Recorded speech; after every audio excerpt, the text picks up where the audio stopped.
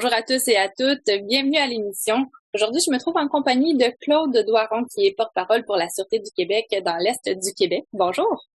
Oui, bonjour. Alors, un gros mois pour vous du côté de la Sûreté du Québec. On parle de prévention de la fraude. Semblerait-il qu'il y a un problème majeur de fraude au Québec? Ben, écoutez, chaque année, là, on prend le mois de mars pour faire des rappels en lien avec les différentes fraudes qui existent, auxquelles les gens sont confrontés chaque année. Ici, plus particulièrement dans l'Est du Québec, le type de fraude qu'on rencontre le plus souvent, ce sont des fraudes en lien avec le vol d'identité. Donc, le vol de renseignements personnels qui permet à des gens de se faire de se commander des cartes de crédit, de tenir des prêts bancaires, sinon même de modifier des renseignements, entre autres du côté des dossiers de l'assurance-emploi. Moi, ce sont des dossiers que je vois presque tous les jours ici au Bas-Saint-Laurent-Gaspésie, là, des gens qui tout d'un coup s'aperçoivent qu'ils ne reçoivent plus leur prestation d'assurance chômage. Puis, lorsqu'ils appellent au ministère, ben, on leur dit, écoutez, vous nous avez appelé la semaine dernière pour amener certaines modifications, entre autres pour faire changer l'endroit où vous voulez que les dépôts bancaires se fassent, alors que c'est faux. Ce sont des arnaqueurs qui ont fait ça à partir de renseignements personnels que les arnaqueurs ont réussi à obtenir sur Internet, par exemple, sur Facebook, où les gens laissent toujours trop de renseignements personnels les concernant. Donc, c'est un phénomène qui est grandissant. Qu'est-ce qu'on peut faire pour éviter de se retrouver dans une situation comme ça où, par exemple, mon compte de banque se fait vider ou mes prestations d'assurance emploi sont versées ailleurs? Qu'est-ce que je peux faire? En fait, il y a beaucoup de petites choses, de petits gestes simples que les gens peuvent faire pour éviter d'être victimes de ces arnaqueurs-là. Entre autres, juste d'aller voir qu'est-ce que vous mettez comme renseignement personnel sur votre page Facebook. Trop de gens laissent entre autres leur date de naissance. C'est certain que c'est le fun, hein, la journée de notre naissance. La journée de notre anniversaire, de recevoir des vœux de nos amis. C'est sûr, c'est agréable. Mais il faut toujours penser, est-ce que notre page est sécurisée? Est-ce que le public peut voir ces renseignements-là? Ou sinon, est-ce que ce sont juste nos amis? Ça, il faut être à l'affût là-dessus. Également, là, lorsque les gens participent à des concours en ligne, par exemple, qu'est-ce qu'ils laissent comme renseignement personnel pour participer à ces tirages-là? Ça, c'est important d'éviter de laisser nos coordonnées personnelles, les numéros de téléphone, nos adresses, les dates de naissance. Bref, là, participer à un concours là, en ligne, on ne sait pas qu'est-ce que les gens peuvent faire avec ces renseignements-là obtenus. Donc, il faut être à l'affût là-dessus. C'est la même chose que pour les achats en ligne. Beaucoup de gens qui se font frauder également avec des achats en ligne. Mais nous, ce qu'on dit, là, un message clair, c'est lorsque c'est trop beau pour être vrai, là, ben c'est parce que c'est pas vrai. Justement, c'est parce qu'il y a anguille sur roche. Comme je vous donne l'exemple suivant. Quelqu'un qui vend, pas plus tard que la semaine dernière en Gaspésie, quelqu'un qui vendait des chiots de race. Alors, l'offre était alléchante. La personne disait sur Marketplace, entre autres, pour ne pas les nommer, que c'est sur une portée de 6 chiots, il en restait 3, ça partait vite, faites vite, contactez-nous. Ben, le hic là-dedans, c'est que lorsque les gens contactent ces fraudeurs-là, ils demandent souvent des avances de fonds, des dépôts bancaires pour réserver le chiot. Les gens vont déposer 300, 400 $ pour réserver le chiot. Et finalement, qu'est-ce qui arrive? Eh bien, le chiot n'existe pas tout simplement et on perd les coordonnées du vendeur. Il a changé d'adresse courriel et vous venez de perdre 300 $. Fait que c'est juste d'être allumé là-dessus, là. Quand ça semble bizarre, vous recevez un appel téléphonique, par exemple, de quelqu'un qui vous demande des montants d'argent. Comme un exemple qu'on voit souvent là, au Québec présentement, c'est que des gens reçoivent des appels téléphoniques et sur leur afficheur téléphonique, il est indiqué Sûreté du Québec. Alors, vous voyez que les gens n'y voient que du feu, pensent que c'est un policier qui les appelle. Alors, la personne leur demande des montants d'argent pour payer une amende, sinon les policiers vont aller les arrêter tout simplement et ça se termine là. Écoutez, mais quand on voit Sûreté du Québec sur l'afficheur, en fait, c'est parce qu'ils ont trafiqué le nom affiché. Ben, c'est ça, exactement. C'est parce que les gens, maintenant, les fraudeurs, ont peaufiné leur façon de faire au fil des ans et sont maintenant en mesure de faire afficher le numéro qu'ils veulent sur votre afficheur téléphonique.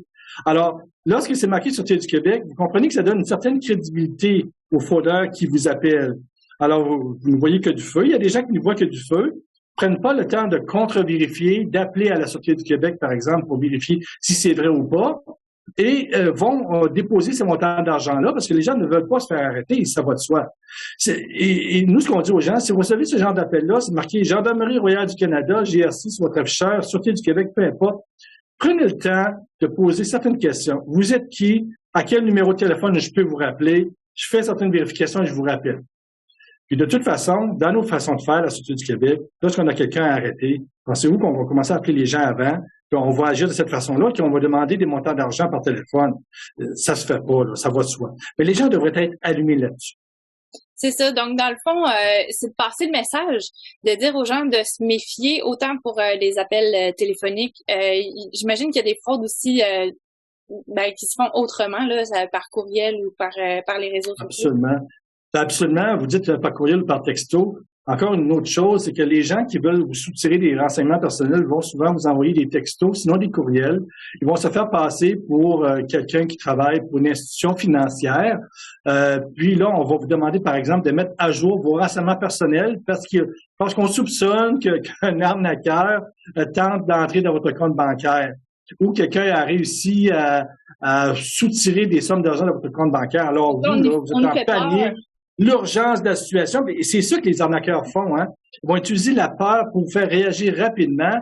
Et là, on vous dit, complétez ce formulaire immédiatement et retournez-nous ça rapidement pour qu'on puisse valider vos informations.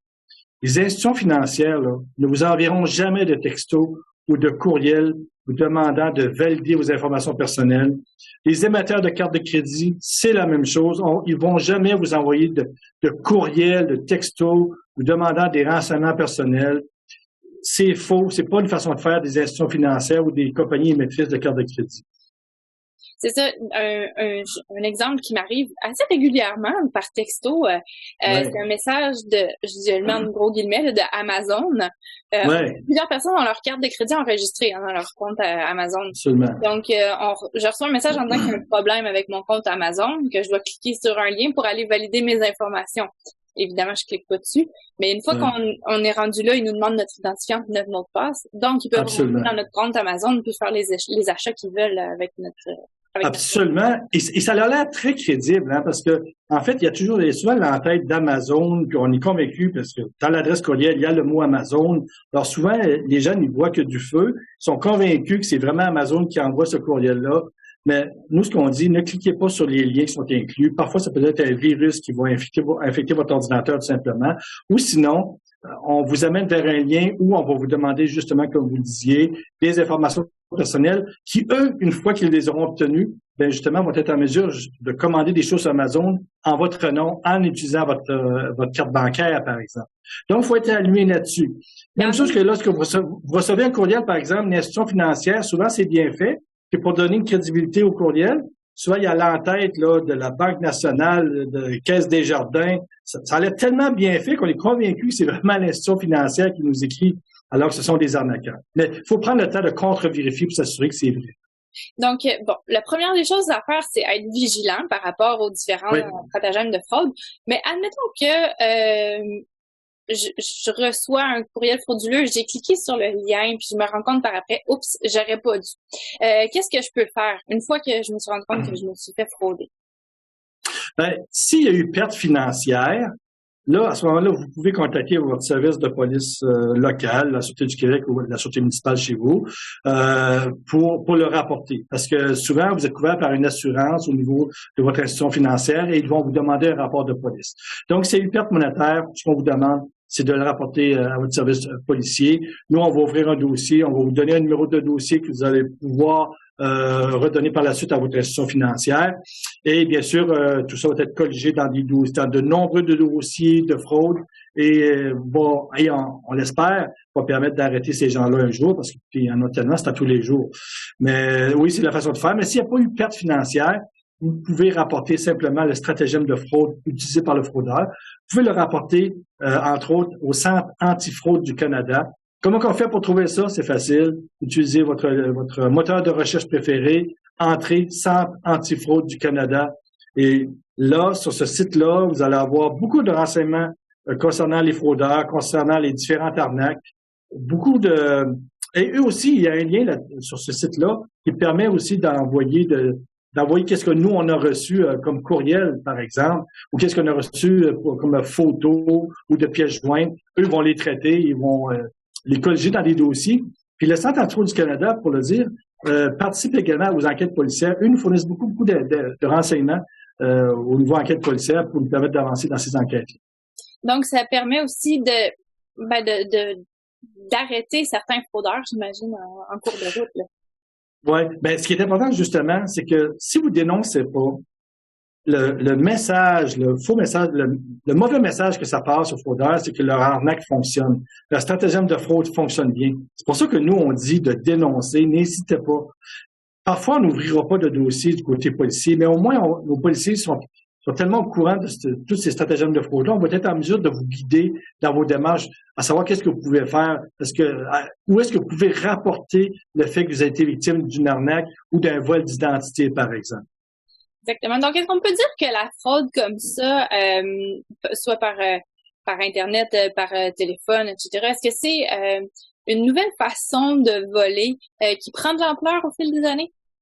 Absolument. La fraude prend de plus en plus d'ampleur au fil des ans. C'est sûr que ça existait là très, très longtemps, mais avec l'avènement de l'informatique, l'Internet qui est toujours de plus en plus rapide, les nouvelles technologies, les nouvelles façons d'entrer sur Internet, sur une tablette, avec un simple téléphone cellulaire. Maintenant, vous savez, on a accès au monde entier avec un téléphone cellulaire. Alors, les fraudeurs se sont peaufinés dans leur façon de faire et on me posait la question ce matin, avec la pandémie, est-ce qu'il y en a plus? Oui, il y en a eu plus parce qu'il y a beaucoup plus de gens qui sont en télétravail, par exemple, qui sont assis derrière leur ordinateur comme on le fait aujourd'hui. Comme nous, présentement. Mais nous, on fraude pas, c'est ça la différence. Mais beaucoup de gens ont eu plus le temps, faut croire, de frauder en ligne. Et ça, il faut être allumé là-dessus parce que il faut pas banaliser ces fraudes-là. Parce que ce qu'il faut pas oublier, c'est que c'est pas parce que c'est commis derrière un clavier d'ordinateur que c'est comme moins pire un peu. Absolument pas. C'est grave, c'est un geste qui est criminel, qui est passible d'amende, sinon même de peine d'emprisonnement dans certains cas. Donc, faut pas banaliser tout type de fraude, là, que ce soit au niveau informatique ou autre, là. Faut pas banaliser ça parce que ce sont des crimes. Parfait. Donc, Claude Doiron, merci beaucoup pour cet entretien. Bien, merci à vous. Bonne fin de journée. On va rester très vigilants. Merci. Merci. Au revoir.